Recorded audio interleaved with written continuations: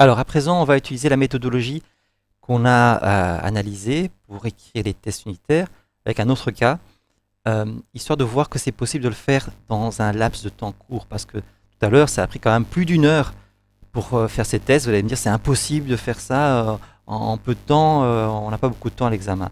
Alors, maintenant que je ne vais plus expliquer tout, on va y aller directement. Alors, ici, on a une classe meeting qu'on a testée. Un meeting hérite de événements et contient une liste de participants et implémente l'interface manageable. Voilà, je m'occupe des éléments limitrophes de ma classe, le reste ne m'intéresse pas, et elle devra générer une exception, pass date exception, ici de type runtime exception, classique. Voilà, un meeting est caractérisé par un lieu, le lieu du meeting, et comme ça hérite d'événements, bah, le texte c'est le nom du meeting, et la date event c'est la date du meeting. Ok, c'est parti donc pour ce nouveau cas. Je vais fermer un peu tout ceci, revenir là, me créer un nouveau projet. Je crée un nouveau projet Java et test unit. Celui-là c'est meeting. Voilà, finish. On est ici. Je crée un dossier de code source nommé test. J'y crée un package PO. Et dans dans le dossier source, j'ai créé un package PO également. Voilà. Ici, je crée un test unitaire. Attendez, on a dit la méthodologie, c'est direct maintenant. On va d'abord dans source, on crée une classe. La classe s'appellera meeting. Voilà. Je crée également une classe événement, participant et l'interface manageable. Événement, participant et une interface manageable.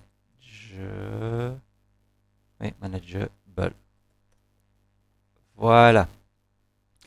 Et j'y mets le minimum nécessaire, pas plus, voilà, pour mon affaire. Drop guest, ask guest, je suis pas vraiment obligé de les mettre, hein, mais bon, ils sont là tant qu'à faire, hein, boolean. Euh, boolean. Je pense que je suis même pas obligé de les mettre. Voilà, on va laisser ça, c'est pas le but. Participant, ça par contre, je suis obligé quand même de dire que bah, y a rien là-dedans. Ça hérite de personne, mais ça m'intéresse pas par rapport à meeting. Donc, je passe. Et ici, événement, texte et date event. Voilà. Événement, private, string, text, private, local date, date event. Oui. Import de ça. Et au niveau du constructeur, je peux simplement faire ceci. J'enlève ces trucs-là. Je fais generate constructor using field. Voilà. Et puis, generate getters and setters.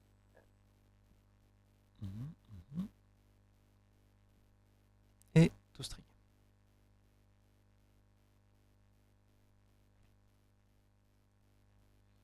Voilà, celle-là, elle est bien, elle est complète.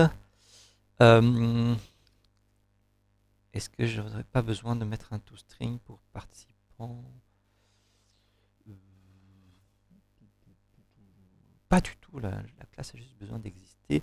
Peut-être que quand je vais tester ici, j'aimerais bien savoir le nom des participants du meeting. Et là, comme ça vient d'ici, j'ai quand même besoin, hein, pour vérifier le nom des participants, d'ajouter cette classe abstraite personne avec le nom, le prénom, le statut. Donc, je vais quand même ajouter ça. Personne. Oui, comme ceci.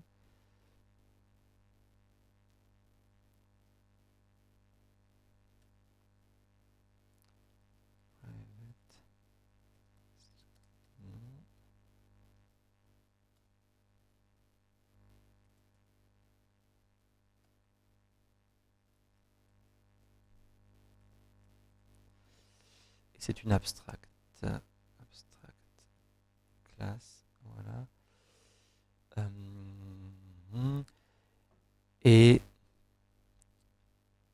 j'ai pas besoin de mettre get initials ici, hein. Je rappelle, je fais le minimum nécessaire pour que je puisse tester en fait. Donc j'ai juste envie de dire que voilà, participant hérite de personne. Comme ça, j'ai accès au nom de la personne, hein, du participant. Donc, participant extends personne. Voilà, j'enlève ce constructeur et je génère un constructeur using field.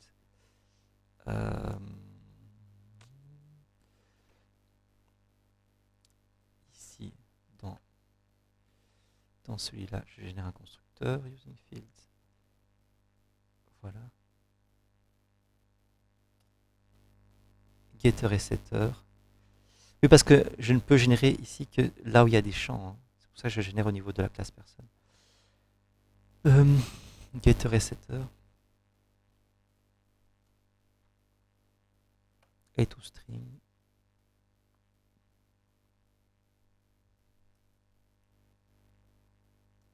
Et ici, je génère le constructeur from superclass. Voilà. Et un toString.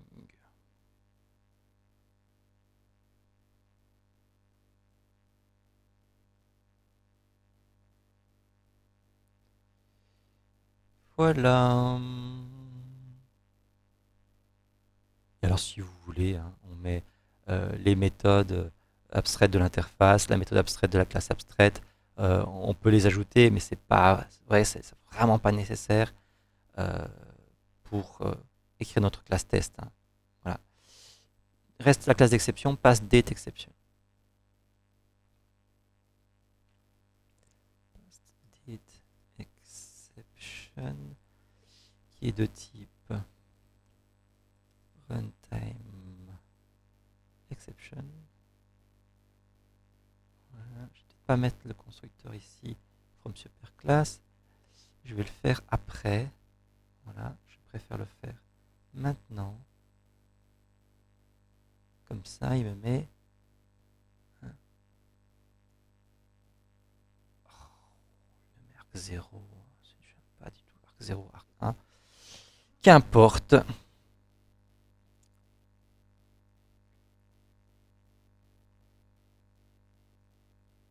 Pas grave. Voilà.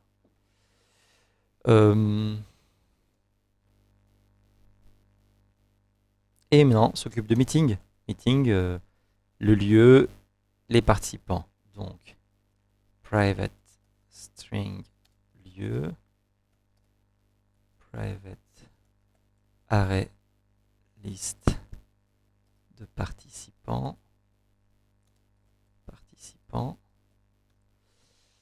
Voilà. J'enlève ce constructeur là. J'importe ça. Je génère constructeur using field. Je crée un meeting en fournissant le lieu. Oui, mais attendez. Faut gaffe. Je crée un ça hérite d'événements, hein. Ça hérite d'événements, donc fiche le camp. Je peux déjà écrire extends événement et implement. Pas obligé celui-là, mais implement manageable.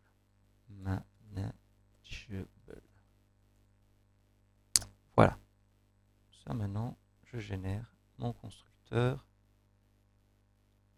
using field, voilà, qui contiendra l'appel d'abord à création de l'événement, son titre et sa date, et ensuite on initialise le lieu par rapport au lieu qui est fourni et les participants fournis.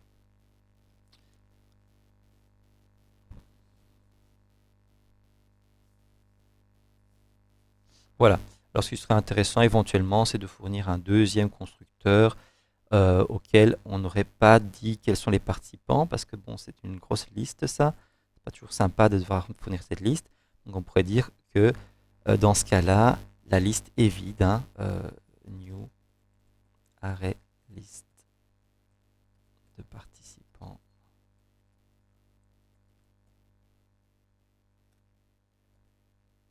Hop. Vide.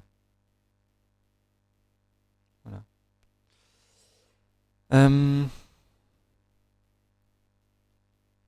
Et puis les getters et les setters. Getter et setter. Voilà.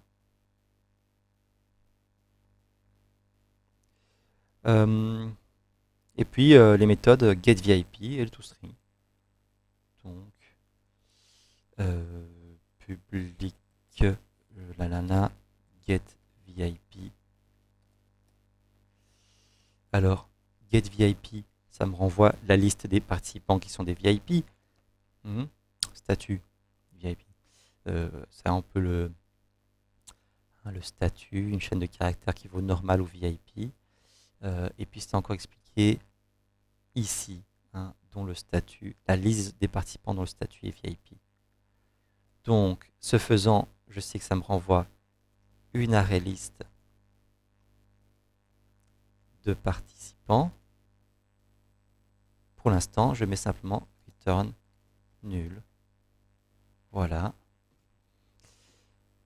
Et ensuite, on a le toString. Donc ça, je fais generate toString. OK. Et voilà. Qu'est-ce que j'ai fait? Je n'ai fait que générer très rapidement toutes les classes dont j'ai besoin pour démarrer.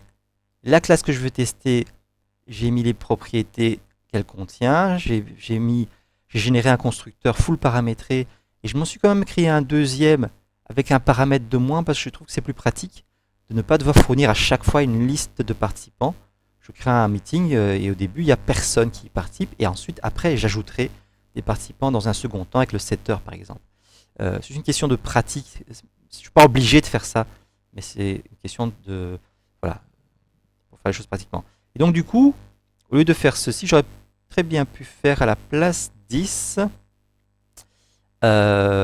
et mettre ici lieu et voilà, new array list participant. Normalement, on doit réutiliser. Voilà, c'est mieux comme ça. 10 pour réutiliser ce constructeur-là. Voilà. Alors, c'est bon? Ça nous a pris combien de temps? Regardez le chrono. Maintenant, je crée ma classe de test. Je vais dans test PO, test unit test case. Elle s'appelle meeting test. Et la classe sous le test, c'est meeting. C'est ça qui est intéressant du coup, parce qu'on peut dire c'est ça que je suis en train de tester. Je peux donc faire un next ici. Pardon, back. Oui, je suis bien sur Jupyter, ça va. Je fais un next et j'ai toutes les méthodes que je veux tester. Et là, du coup, je veux un test du constructeur. Il faut le paramétrer par exemple. Je veux un test du toString. Les getters, je ne veux pas les tester, mais je veux tester getVIP. Voilà. Et je gagne du temps. Je gagne du temps sur l'écriture de ma classe test. J'ajoute la librairie.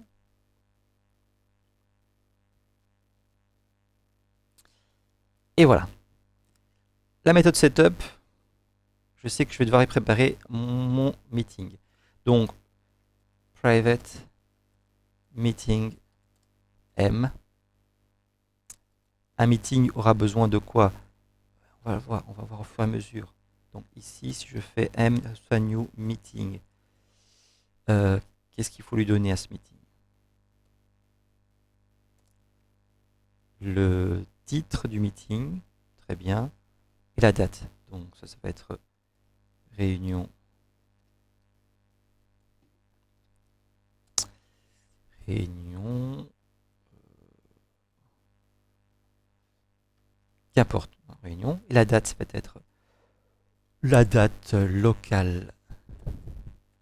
Date of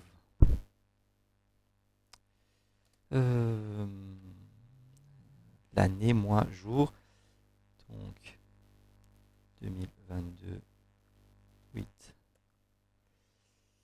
16. Ensuite, il nous faut le lieu. On va mettre Bruxelles. Et a priori, il nous faut des participants. Donc là, on va mettre participants. On a besoin de cet objet qui n'existe pas encore. Et donc, ça va faire notre partie de notre préparation ici aussi. Private array list de participants.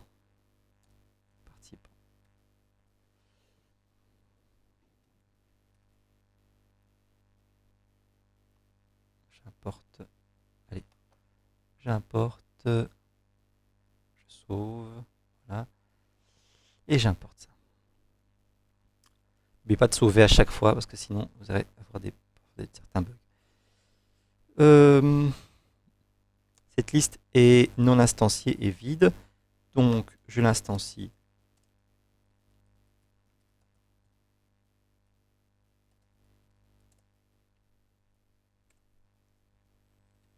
Voilà.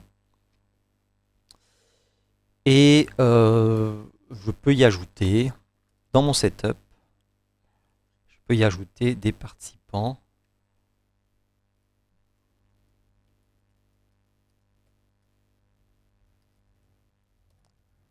New participant. On a besoin de fournir le nom, le prénom, le statut. Donc, Sul Bob, c'est un VIP. Voilà. Un autre disons Sulfred. Et c'est un normal.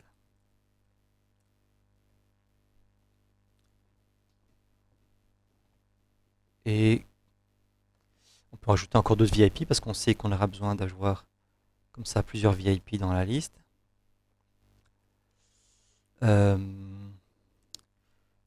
Ford, Clara, qui était VIP également. Voilà. Donc on a un meeting qui est prêt pour chacun de nos tests. Comme on avait dit tout à l'heure, on ne va pas tester le constructeur en premier parce que c'est le plus long à tester. On va tester les choses qui sont faciles. Le toString par exemple. Donc voilà. En termes de préparation, tout est déjà dans le setup. Et la vérification et l'utilisation se font en même temps. Donc assert. Pardon, j'ai des bêtises. En termes de préparation, nous avons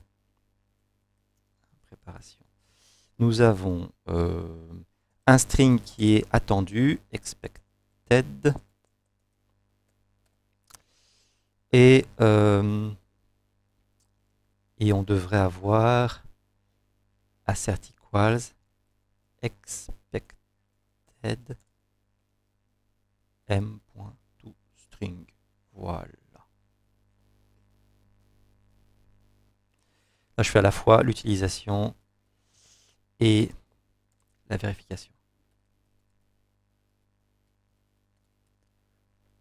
Vous n'êtes pas obligé de mettre ces commentaires-là, mais c'est pour que vous y voyez plus clair que je le fais ici. Voilà. La préparation, c'est que... Allons, ce que je demande. Le toString affiche le texte du meeting, sa date, son lieu et l'ensemble des participants. Ok. Donc, on devrait avoir réunion. La date, on va dire qu'on va la mettre entre parenthèses 16 du 8 2022. Le lieu, oui. On va dire qu'on va faire à Bruxelles. Et puis on irait à la ligne comme ceci. Et puis on aurait le nom des participants comme ceci. Participants, deux points. Euh, Bob, Sul, Fred, Sul, Clara, Ford. Voilà, petit point. Si je n'impose pas ce format-là, vous êtes libre de choisir le format, mettre la date entre parenthèses, mettre le lieu après A, lister les participants avec le prénom puis le nom. Voilà.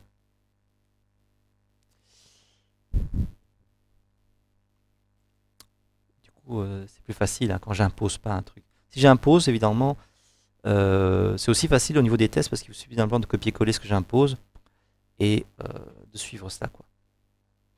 Ok, c'est tout pour le test du toString. Facile. Passons au test suivant. Tiens, mais asGuest et dropGuest, ça vient d'où ça? asGuest et dropGuest, c'était ça. Oui, ok, de manageable.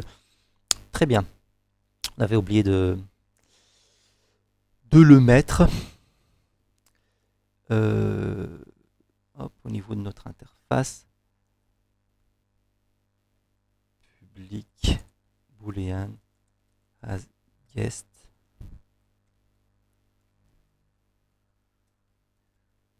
Et participant P. Et dropGuest.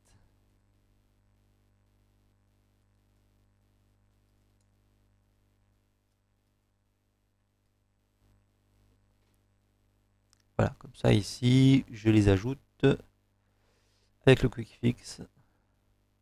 Hop. Elles sont là. Très bien. Ce qui me permet d'aller dans mon test, meeting test,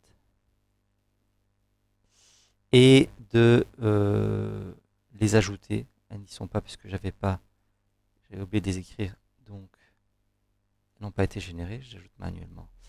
Donc test as guest et test drop guest. Voilà. Alors, doit permettre de renvoyer true si le participant donné en paramètre est dans la liste des participants. Sinon, on le renvoie false. Ok. Donc, n'oublions pas que M maintenant existe. Hein, c'est un meeting qui a été créé. Un meeting qui a été créé avec 3 participants. Et le guest Bob Sul VIP est censé exister. Mais faites attention parce que c'est pas rapport au nom, c'est rapport à l'objet. Cet objet-là sera différent d'un autre objet, même s'il a le même nom, le même statut. Donc, ce qu'il vaut mieux faire, c'est d'isoler ces participants pour avoir d'instancier, d'identifier ces participants. Donc, au niveau de ma préparation, ce que je vais faire, c'est ajouter des participants également témoins. Private participant Bob. Voilà.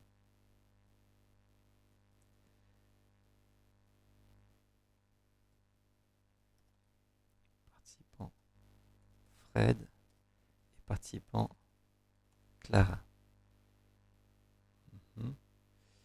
Ce qui nous permet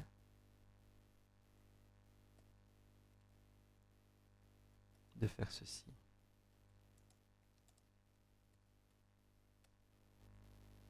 J'identifie le participant avec un objet, avec un nom de variable, pour pouvoir par après vérifier si cet objet-là existe bien dans la liste des participants.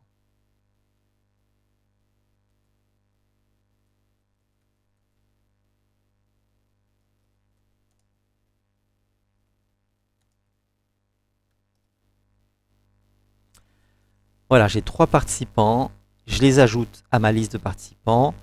laquelle liste sert à créer le meeting, hein. Je donne cette liste de participants pour créer le meeting. Voilà, ce qui fait que comme j'ai des identifiants maintenant, Bob, Fred et Clara, qui sont déclarés en global, dans tous les tests, je peux les utiliser. Donc dans ce test asGuest, eh ben, je vais pouvoir dire m.asGuestBob, ça doit être true. Donc je fais un assert true, tout simplement. Et ce test est facile à écrire. Je peux faire du coup la même chose avec Fred et avec Clara. Et je peux faire soit dans le même test, soit dans un autre test pour séparer les choses. asGuest with unknown. Si vous n'aimez pas l'anglais, hein, with inconnu, voilà. Et je fais un assert false cette fois-ci. asGuest Dirk. Et ben il n'y a pas de Dirk. Mais qui est Dirk? Préparation. Un participant. Dirk. New. Participant. Qui va s'appeler Comet. Dirk.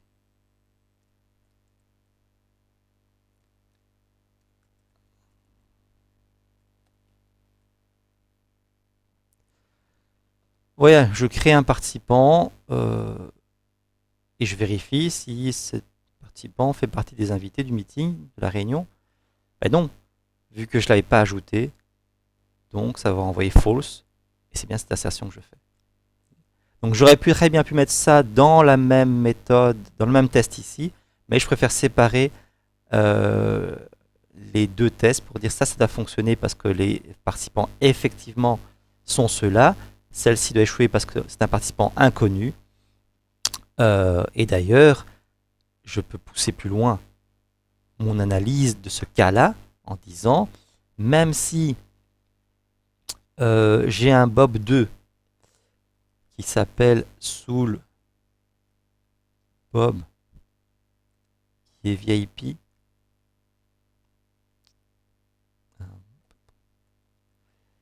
et ben ce Bob 2 n'est pas présent.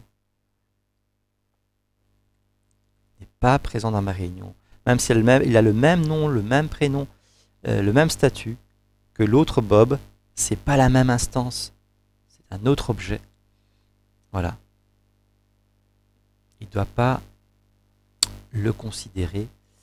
Peut-être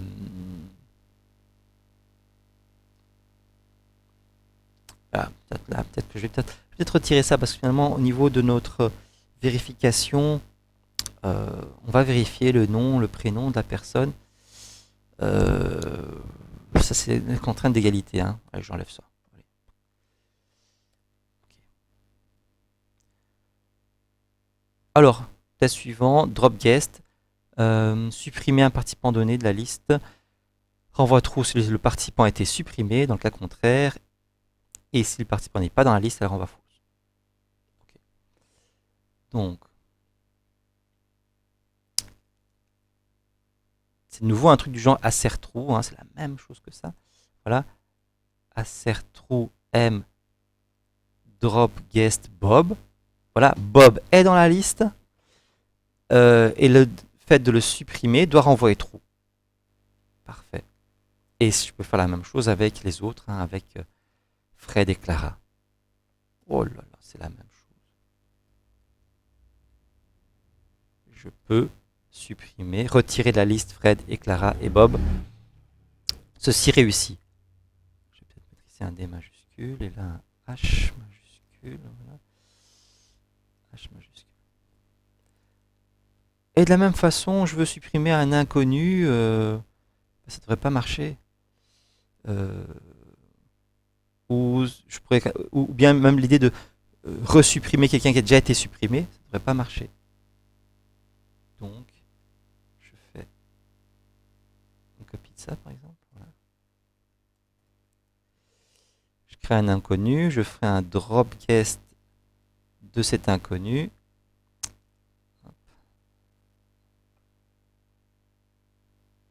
Voilà. Renvoi faux. Je n'ai pas trouvé Dirk dans la réunion. Je ne sais pas le retirer. Ça renvoie faux. C'est bien ça qu'on nous demande. Si le participant n'est pas dans la liste, elle renvoie false. Voilà. Et je peux faire un M drop guest Bob. Ça va marcher. Mais j'aimerais bien faire un assert false de cela. Donc la première fois, ça va réussir. Je ne veux pas le tester. Je sais que ça va réussir. J'ai déjà testé ici. Mais la deuxième fois que je supprime Bob, ça va échouer. Et c'est ça que je vérifie, que ça échoue cette fois-ci. Si vous voulez, à la limite, vous mettez assert true ici, et là vous mettez assert false, mais c'est pas nécessaire de mettre un assert true à ce stade-ci. Ça fait partie de ma préparation. Si vous voulez, à la limite, ça peut être ici au-dessus. Préparation, et puis vos vérifications. Voilà. On sépare bien les choses. Préparation. Et utilisation et vérification.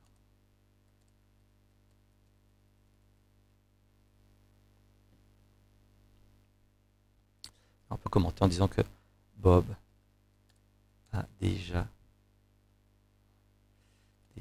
été supprimé. Et Dirk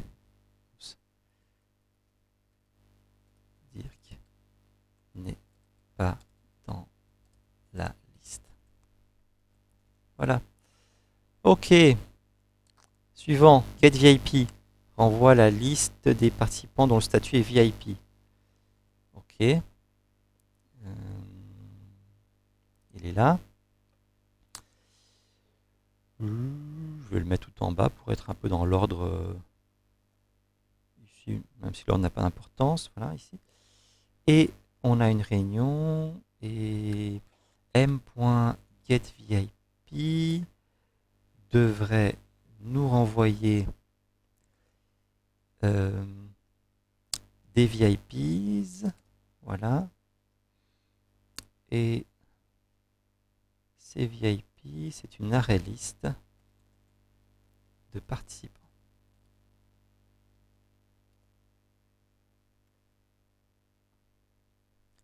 Ça, c'est ma partie donc utilisation. Et où est la préparation? Ben, c'est dans le setup. Préparation. C'est le setup. Et donc, quelles sont mes vérifications? Eh bien, ben, je m'attends à avoir Bob Sul, donc Bob et Clara, ces deux-là, dans la nouvelle liste. Dans cette liste-là. Donc, assert true.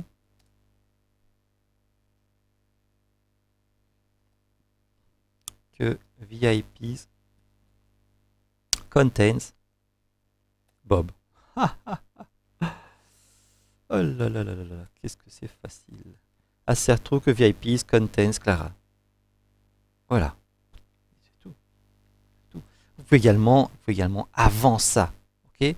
Avant ça, assert not nul de VIPs. Évidemment, ça nous renvoie quelque chose qui n'est pas nul. C'est bien instancié.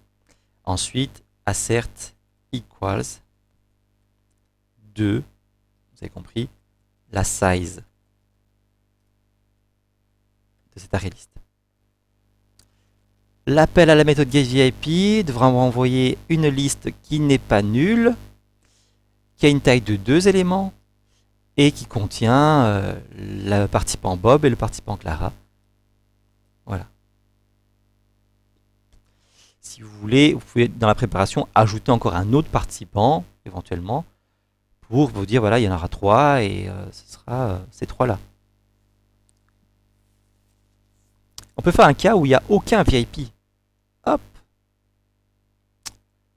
je fais une deuxième méthode, test_get_vip with no, no VIPs ou no result, with empty result, par exemple, plutôt, with empty result. Et pour ce faire, au niveau préparation, dans ma réunion, je vais supprimer tous les VIP. Donc, pour ce faire, je fais d'abord, je vais peut-être vider toute ma liste. Get participant, .clear. Voilà, il n'y a plus personne dedans. Et je peux éventuellement rajouter des participants. Add. Mais ils ne seront pas VIP. Donc, new participant. Je peux y mettre carrément. Je sais que.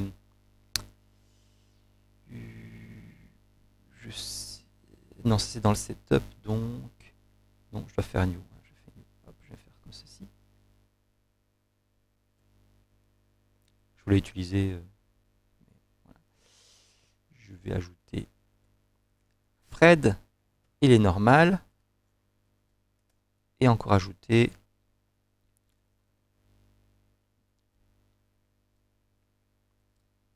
Hop, Smith. Patty. Normal. Elle n'est pas VIP. Et donc ça, c'est note nulle. Taille 0. Et si c'est taille 0, il n'y a rien à vérifier au niveau du contenu. Voilà, c'est tout. Aïe, aïe, aïe, aïe, aïe, aïe. C'est fini, hein, c'est tout. Hein. Hey, il reste le constructeur, le plus long. Ok, un objet de type meeting, hérite de la classe événement. Très bien. Allons-y. Ça se trouve ici. Donc, la préparation et l'utilisation ont déjà été faites. Je vais directement dans mes vérifications. Vérification.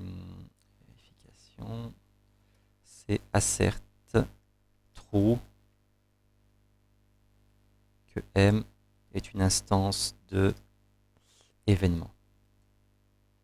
Événement. Voilà. Elle implémente l'interface manageable. Je saute. Je sais, j'ai l'habitude. Je sais un petit peu que j'ai aussi mon implémentation ici. Hein. Donc, j'ai ça. Manageable.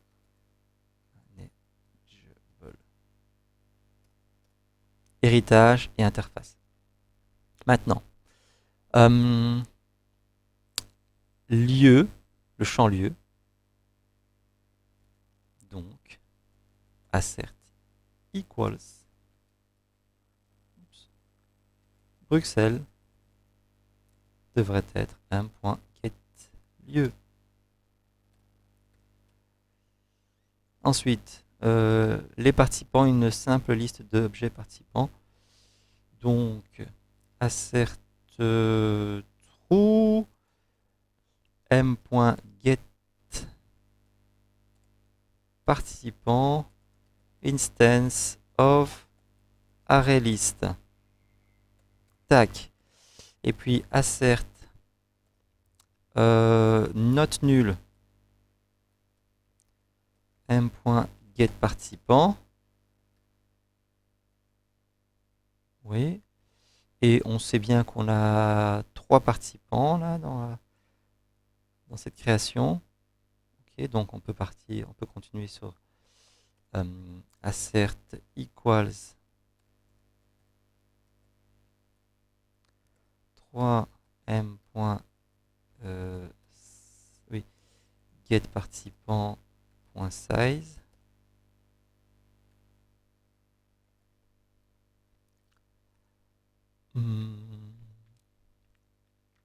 Puis vérifie qu'il contient Bob Bob, Fred et Clara, ça on peut faire également. Assert true m.getParticipant.contains Bob,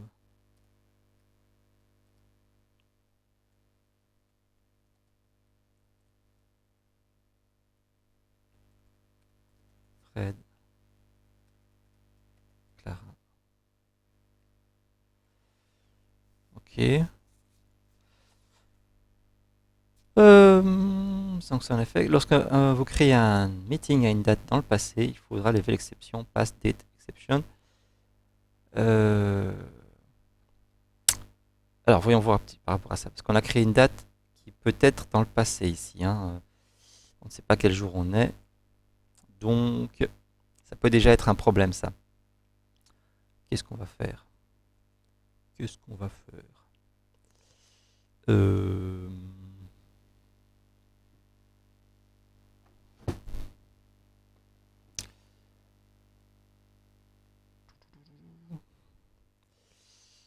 On peut déjà dire qu'on crée.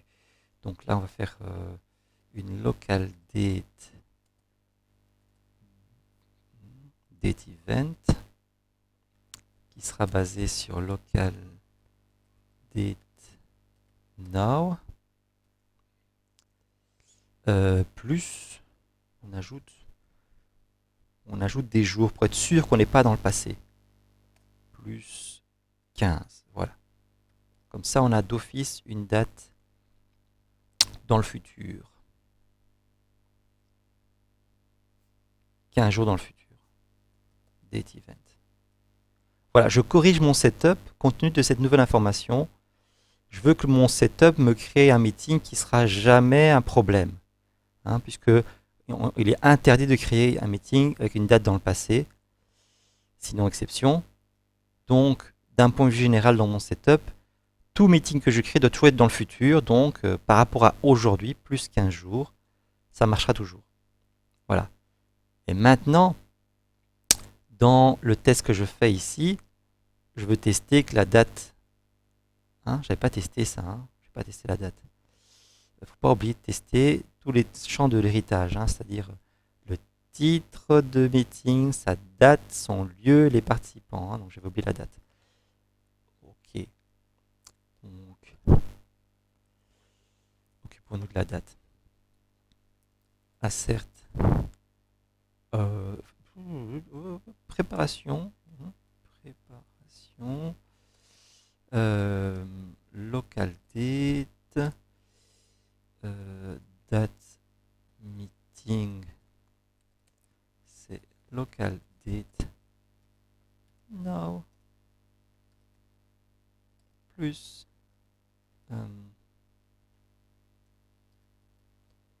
Plus days. 15.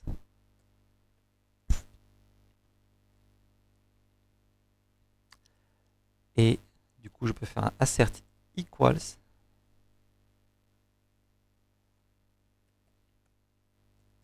date meeting et m.get date event. Bon, je ne sais pas si c'est clair. Dans ma méthode setup,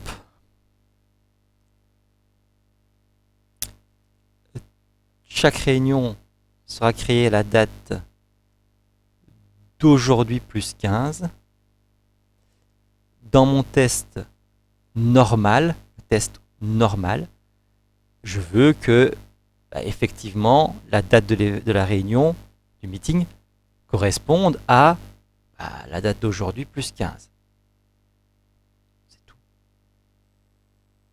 Donc rappelez-vous que je suis en train de tester le fait que le constructeur qui est appelé ici, en lui fournissant une date en particulier, me crée bien ce meeting à cette date-là en particulier. Okay. Si je fournis Bruxelles, eh ben, il a bien le lieu qui est Bruxelles. Si je fournis 3 participants, ben, il a bien ces participants dedans. Si je fournis une date, ben, cette date doit bien correspondre à maintenant plus 15 jours. Voilà. Mais maintenant, on fait un deuxième test séparé avec le cas d'erreur. Test meeting with past date should fail. Voilà. Je reteste plus tous ces machins-là. Voilà. J'ai juste besoin de dire, en étant utilisation et vérification, je suis en train de dire que ça va provoquer assert row une past date exception .class. Cet exécutable là, fonction fléchée. Voilà. Donc, oui, meeting M. Je reprends ça. Voilà. Je reprends ça comme ça.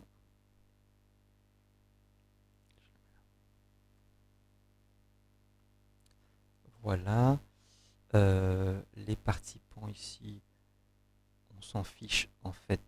J'utilise l'autre constructeur qui n'a pas besoin de participants, hein, qui va créer une liste vide. Et ici au niveau de la date, ce que je veux c'est une date dans le passé, donc local. Ah, je peux la mettre en préparation. Donc past date. Voilà. Donc ici, local date, past date. C'est local date now. De nouveau, pourquoi? Mais parce que j'ai envie d'être sûr. Par rapport à le jour où je lance mon test, je vais faire minus, moins. J'enlève des jours ou des mois ou des années, qu'importe. Hein. Moins 30 jours, qu'importe. Et je suis sûr que je suis dans le passé maintenant. Okay, avec cette date-là. J'essaie de créer une réunion, un meeting avec une date dans le passé, qu'importe le lieu. Ça doit provoquer l'exception past date exception. Voilà. C'est tout. On a fini. On a fini. Voilà. Je ne sais pas combien de temps ça a pris. Regardons l'heure. À suivre. Avec les autres. Bon courage.